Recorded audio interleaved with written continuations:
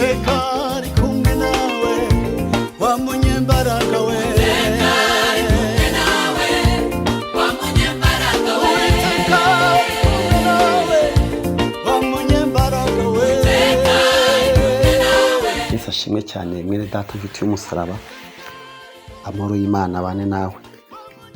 Nemerera dusangire ijambo ry'Imana tugiye gusanga mu gitabo cy'abacamanza ibice 6. Aha nakumenyesha ko abacamanza ari igitabo gikurikira icya Yesuwa. Abacamanza kuko iryo jambo ryumva nyine rivuze n'abantu bacaga imanza nyuma yuko Yesuwa avuye ashaje. Ese umuntu yabita nk'abayobozi bayoboye nyuma Yesuwa. Ubundi amateka yerekana ko babaye 40. Shamanza babaye 40 bayobora imyaka igera nko kuri 400 imeze bayobora muri ubwo buryo. Muri abo bacamanza rero harimo uwitwa Gideyoni, niho inkuru ye itangira mu bice 6. Ariko ikintu numva navuga ni cyane ni ijambo Imana yamubwiye mu bice 3 umurongo wa 15. Gideyoni yaravuze ngo ariko Uwiteka ese nabakirisha iki kiwacu turaboroheje bo mu muryango wa Manase kabandi umuherereze wo kwa Yowasi. Maze Uwiteka aramubwira ngo nukuri nzabana nawe kandi uzanesha abamidiyani kunesha umuntu umwe.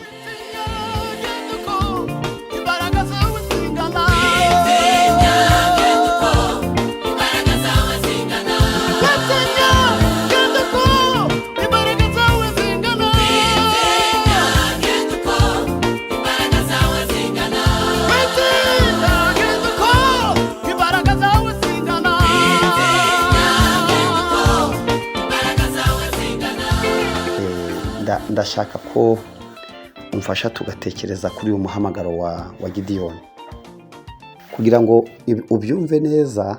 Urabanza ujye kwa Aburahamu. Aburahamu uramurebye, urebye abya Isaka, Isaka bya Yakobo abya abana 12 abungu 12 n'umukobwa umwe. Hanyuma muri abo bana yabyayemo Yosefu ajya muri Egiputa abyara abana 2 witwa Efurahimu na Manase. Yosefu rero ese aza kusanga Yosefu umwana we amusanga muri Egiputa, amuguhesha umugisha abuzukuru be 2 rero Manase na Efurahimu. Yosefu yafashe Yakobo yafasha abuzukuru be abana ba Yosefu agiye kubaho umugisha. Ukuboko kw'iburyo agushyira kuri Efurahimu ari we mutoya, kuri uyu munsi agushyira kuri Manase. Ubwo Manase bivuze ngo woroheje, naho Efurahimu no ukomeye. Uretse ko Efurahimu yaje kubivanga, biri kavuga ngo yagize imvu z'rutarutaru, ngamera nk'umutsima uhiye uruhande rumwe, ngamera nk'inuma y'injiji. Naho Gideyoni avuka rero kwa Manase hahandi nyine mu ntege nke. Ariko Imana ititaye kuri ayo mateka yose mvuze iramuhamagara. Bivuze ngo Imana ntiturebera aho tuva, iturebera aho tujyana. Ntiturebera uko tumeze none, iri tureba uko izatugira. Abantu rero dukunze kurwana n'Imana, ukarwana n'Imana urwana na kuri ejo hashize ugira ngo hafate hahinduke ubuzima bwawe bw'iteka. Imana yaguhamagara igira ngo iguhindurire ikindi gihe, iguhindurire andi mateka ukanga. Mpamvu mubona ko Gideyoni araburana bamubwiye ngo nje kugutuma. Amateka aramutsikamiye, agiye amateka atsikamira umuntu ntabashe no kumva icyo Imana ivuganye nawe. Naho Imana yavuga ite, ni Imana bavuganaga.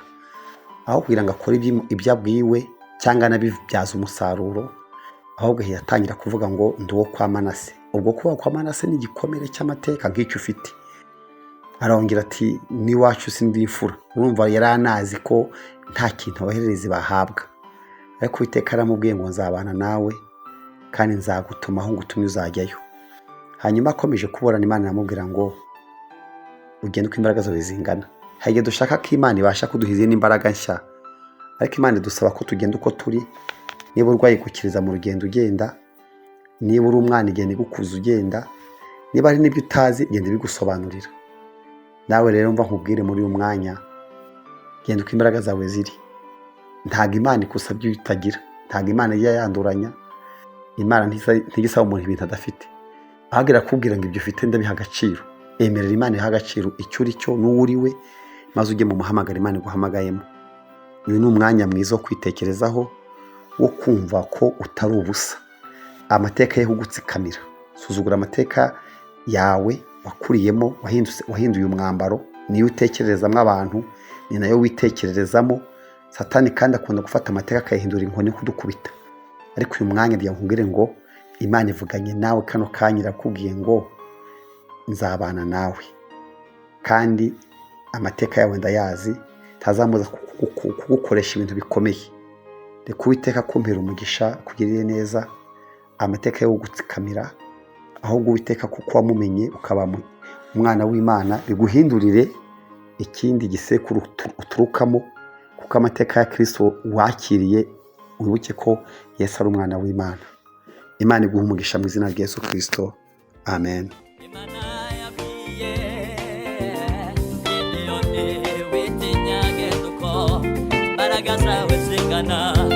Uzanesha Abamidiyani we munesha umuntu umwe, witinya Gideyoni zaba ndi kumwe nawe. Imana yabwiye Gideyoni witinya genda uko imbaraga zawe zingana. Uzanesha Abamidiyani munesha umuntu umwe,